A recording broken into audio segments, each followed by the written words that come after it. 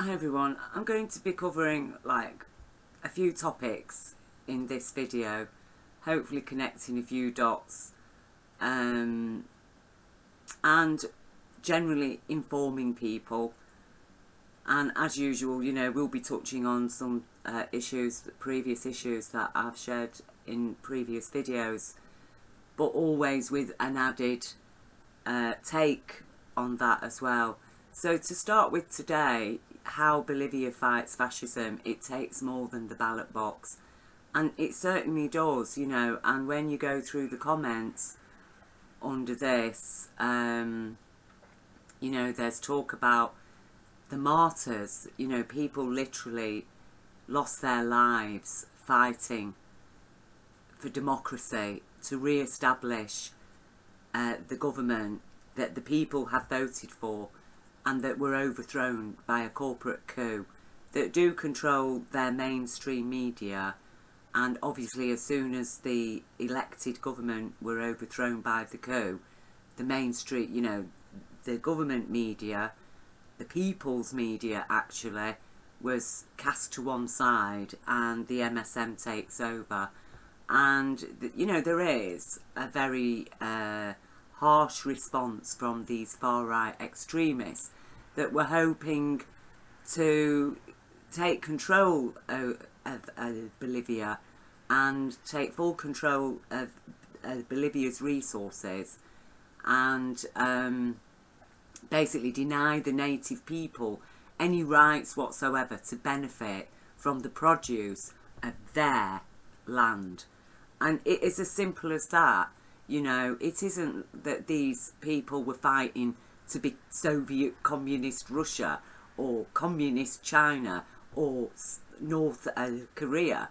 These people are actually, like the Venezuelan people and many people of South America, simply want to live in the same manner as the people of Norway or the people of Sweden or the people of Iceland, where there's a balance between the needs of capitalism, which life is capitalistic, but also the needs of socialism, because life is also socialistic. The idea that you can have a war between these two and one can be the winner and one can be the loser means that everybody's going to lose whichever side wins over the other, because we need that balance. You know, Bolivia hasn't banned capitalism. Venezuela hasn't banned capitalism. The problem is of selfish, arrogant, egotistical supremacists who think that they're superior to native peoples, who think that they have a right to devour the whole cake for themselves and leave a few crumbs to the masses, the workforce that they depend on, that they think they can use and then dispense of as they see fit. And at the moment, you know, there's a big push for mass depopulation. I mean, we are in that period of history, it appears, as happened in ancient history, antiquated history of, say, the South America Amazonian tribes people of the Inca or Mayan times, where they were participating in mass human sacrifice in order to stave off the end of the world, you see, to appease the gods. So they have these mass blood sacrifices, and it seems to me that that is the same mentality where, you know, we've got the so-called high IQs of this world, the priests and bishops of technology, people like Bill Gates, actually, who is nothing more than, you know, a trumped up computer software salesman. Okay, swanning around talking about depopulation and useless eaters and promoting this general idea that, yes, you know, we do need to kill. There's far too many people, when he's got absolutely no right to say that. Who is he to say how many people there should or should not be on Earth?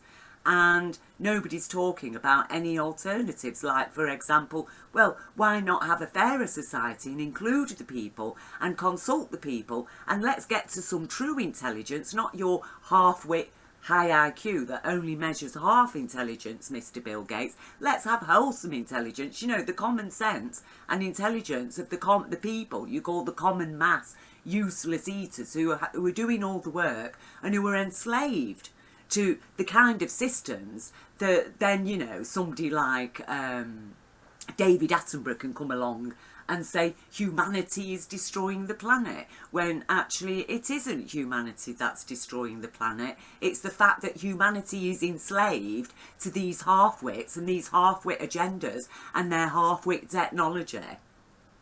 You see, that's destroying the planet. One corporation, TEPCO, is destroying the planet. That isn't humanity. Humanity was not consulted about setting up how many nuclear power plants in Japan, all on the coast, okay, of the Pacific Ocean. 3 nuclear melt-throughs. Is that humanity? Was it humanity that left the area with no sea barrier? No, that was TEPCO. That was TEPCO, not humanity. So, you know, go away. Humanity isn't unsustainable.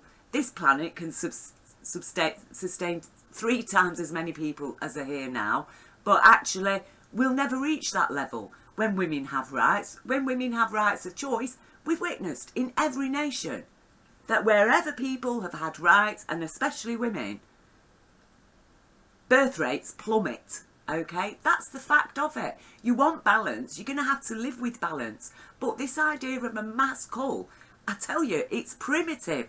It's savage, primitive mentality from half-wits, you see. Half-wits.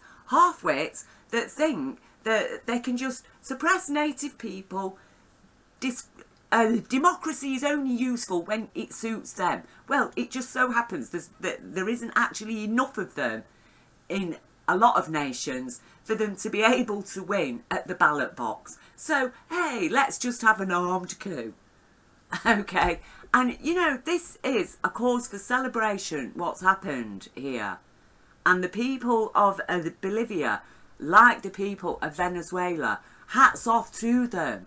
Respect to those people, that they were prepared to sacrifice their lives for the rights of the children of the future generation, just like our ancestors in Britain fought for our rights in Britain. But, you know, as my recent videos, I've expressed a lot of frustration about the British people's absolute, total apathy. You know, I mean, all over Twitter today, they're going on about the cruelty of the MPs that voted against Britain's children having free school meals over Christmas, because that's what it was about. You know, I mean, actually, when you look at what is facing the children, there's far more serious problems than whether they're just going to even have meals over Christmas. There's the problem of whether they're going to have any meals for the next few years, okay? But British people aren't actually prepared to do much about it, the vast majority of them, because they are literally brainwashed by the BBC. It's like the BBC tells them to go and clap on the doorstep for the NHS, and they're all there clapping for the NHS and then rushing in to see if the camera, you know, has picked up their town. Oh, yes, we're on TV. We're on the news now. It's like, seriously, people. Seriously. You know, I'll leave the links to my last 2 videos. You probably find my anger offensive. I find your apathy offensive. Okay? I find your absolute failure even to so much as be able to sign a petition asking righteously about a rigged postal vote. Okay? But, no. You know, it's, people just can't, it's like they're too scared to say boo to a goose. But they're quite happy to, you know, shout and scream at each other in the street, or, you know, scream and shout at the children. But that's the hypocrisy of the country that I am living in. And I do feel so much for the people I know in Britain. And, you know, there are millions of us who who are paying attention. But in every area, we're isolated. We're just drowned out by the drones. The BBC drones. That's what they are, BBC drones. Oh, you're killing people because you're not wearing a mask. Oh, you're killing people because you're sending children to school. Keep the schools closed. Oh, we want another lockdown. Seriously, they don't care about the people left with no healthcare. They don't care about the actual facts that lockdowns are killing people. You talk to them about what's happening in, countries in South America and the battles that the immense pressures brought to bear on these nations. People don't want to know, oh yeah, they're all socialist, aren't they? Communist. Come on. Think outside of the box. Listen to what this man is saying, and what he's explaining here, and what has happened. This is something to celebrate. And where are the celebrations? There are no celebrations. This is good news. Now, again, I shared this. I shared an extract from this video the other day in one of the videos that I'll leave below here. And, this man he is absolutely amazing. Okay. Jose Bustani. And he was former head of the Organisation for Prohibition of Chemical Weapons. And, what he's talking about here is really serious. And, hats off to the grey zone that they're covering this. Aaron Mate. Absolutely, hats off to him as well. Because, it has taken him to bring this man to our attention. Otherwise, we would never have heard about him. We would never have heard about the truth that he's sharing. The facts outside of the mainstream media platforms. The facts about what's going on in Syria, what was going on with the Iraq war. The kind of people that are controlling things. These people, like, for example, John Bolton, who get trotted out on the mainstream media, spotlight stage. The politicians like Obama and Trump and Biden and all of them. The Clintons, the Bushes. With that rosy glow of, mainstream approval. Because, yeah, they're trotting out the same fascist policies. Supporting corporate capitalism at expense of socialism in an imbalanced society, in an imbalanced world that, spews up the likes of Bill Gates, trotting forward, mass murderer actually, mass child abuser with his alleged, health foundation, the Gates Foundation, that has harmed how many children in Africa and India. And he's there dictating to the world about, oh yes, and I'm sorry, Mr. Johnson and Mr. Trump and every leader in Europe, you're going to have to remove liability from the vaccines. You're going to have to, we can't be liable for the vaccines that we hope to make billions from, and that will be causing far more damage, hurting far more people than COVID-19 ever will. But we'll just ignore all that, because we'll ignore him. We'll ignore the truth about the vaccines, the truth about this COVID-19, the truth about what's going on, because it hasn't got the BBC rosy stamp of approval, you see. Because, unless the BBC is asking questions, then, you just turn off. It's wild conspiracy theories. This man is not a wild conspiracy theorist. As far as I'm concerned, he's every bit as important as Julian Assange, And again, what's happened to Julian Assange? Does the BBC barely even cover that? No. Julian Assange is one of the bad guys, isn't he? You know, he's got to be extradited to America because he's exposed war crimes, and this country's just made war crimes abroad illegal. Sorry, legalised. No, they've legalised war crimes here. So, you know, this country can go and kill anybody they like anywhere in the world. It's all legal. And now they've done the same for the British people. They can come and kill us, kidnap us, torture us, even our children.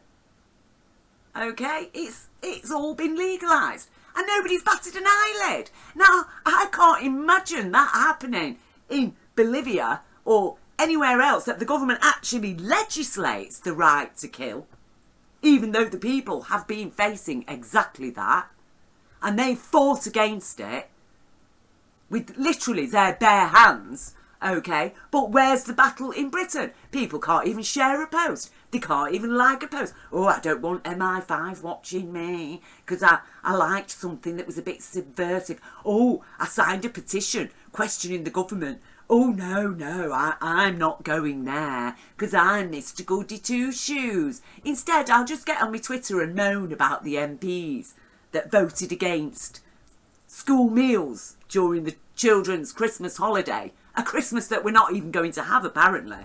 Well, Scotland's already been told Christmas is cancelled, and it's probably going to be cancelled here. Along with democracy, our rights, and just about everything bloody else you can think of. But that's stupid, crazy, idiot Britain. It has to be. I can only say that, and I can only apologise to the people that are not included in that statement, who have got up off the backsides and protested and spoken out. You know, you, my top respect. And so, you know, this brings us again to intelligence, you know, to the definition of intelligence. So here we have, you know, there's a host of things on YouTube about the Mandelbrot Set, okay, and the wonders of the Mandelbrot. And that is, and I'm picking up on this because this is part of the problem, is this digression into mathematics. Oh, and the beauty of maths and the perfection of maths. Well, no, the beauty of a living child, the beauty of an insect, the beauty of a tree. The Mandelbrot Set is basically a cartoon of reality. That's what it is. It's time that we just put things in their proper context instead of like in awe. Oh, it's amazing. You know, the human mind has grasped mathematics and has produced the Mandelbrot, and you know, it perfectly imitates nature and blah blah blah blah blah blah blah. But it doesn't matter, because without nature we wouldn't be here to be able to discover the maths and the Mandelbrot Set, which amounts to a cartoon. And mathematics itself is what it is like. It is literally like presenting a musical score, listening to some music, and then, you know, thinking, oh yeah, you can get all this down digitally to numbers, and getting it down on paper and saying, oh, it's just perfection, and now we can make more music. Now we've worked out. But it's like, look, mate, the music was there before you. And the music is telling us a lot more than what you've managed to get down on paper. And it isn't that I'm saying that, you know, it isn't a wonderful thing that somebody has arrived at the Mandelbrot conclusion. But it's also is a distraction. It's a distraction, and the world has become lost in numbers to the extent that people are numbers. Lives are numbers. Healthcare is about numbers. Everything is about numbers and maths and balancing it all out numerically. And somebody like Bill Gates can come along with the numbers and say, well, you know, if we carry on like we are in a few years' time, there's going to be this many people, blah, blah, blah. The man isn't a prophet. He doesn't know what's going to happen. We could be hit by a comet tomorrow, and virtually the whole of life on this planet wiped out, as it has been in the past. Humanity was reduced down to what? A handful of people. It's time to get real, to get out of these philosophies, the numbers. It's time to stand with the flesh and blood, okay? Because we're talking about skull and bones mentality here. The divisions need to end. There is not a battle. The yin and yang are not in a battle with each other. The darkness and light are perfectly attuned to each other and available to each other. The darkness is submissive to the light. The darkness has a perfect concept of the light. The light has a perfect concept of the darkness. Together they work in harmony, and that is where we need to be. And I think Bolivia perfectly exemplifies that. And Venezuela, and countries like Sweden, countries like Norway, countries like Iceland, countries like Britain used to be. And, you know, here we have James Corbett and his friend here. I'm sorry, I've forgotten his name. But, you know, they're addressing this week in tyranny. Because that is where we are. We are in tyranny. The BBC is supporting tyranny. Britain's government presently is a tyrannical force of power. The Labour Party has experienced a coup, just as this whole our democracy is under a coup. They've done exactly to Jeremy Corbyn as what was done to the elected government in countries like Bolivia and Venezuela, where they've tried to get rid of Maduro and replace him with, you know, a Trump-Pence choice. But even this government has actually recognised as the president of Venezuela. I mean, it is outrageous. And, you know, we look what's been going on in Palestine. Look, people, why is there such horror going on in the world? What is it about the people that are ruling us that they think the only way to press forward and progress is just to kill, rob, rape, strip people of rights, create slavery, to dole out austerity, misery, death, suffering? What is wrong with these people? There's something wrong with them. They're crazy. It's about time that we got sane, because I tell you now, there is a beautiful future just around the corner. The Roman roads go straight ahead over the edge of the cliff, and you're travelling on it at 80 miles an hour. I tell you, there's no time to pull the brakes when you see the edge of that cliff. You're going straight over and you're going to fall down. Because universal law will hit you one way or another, humanity. Now, stupid people will carry on straight ahead with the blinkers firmly in place. But in truly intelligent people who aren't just half-wits, who aren't just have a higher IQ, who actually also have a high score in compassion and empathy and understanding and are able to take everything into account, they will realise, yes, in life, you turn a corner. In reality, light bends. And you turn that corner and have a look and see what's standing there. Humanity. Humanity with the solutions. Humanity with a balanced approach to life.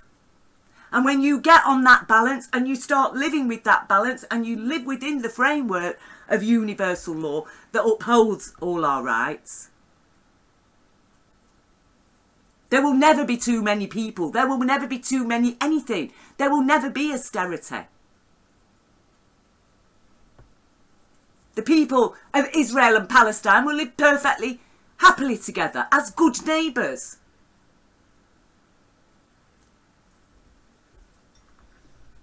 These evil people are feeding off the death and the destruction and the misery. That's what they profited from time after time after time. Well, there comes a time, humanity, when you hit puberty and you start to wake up to the facts of life.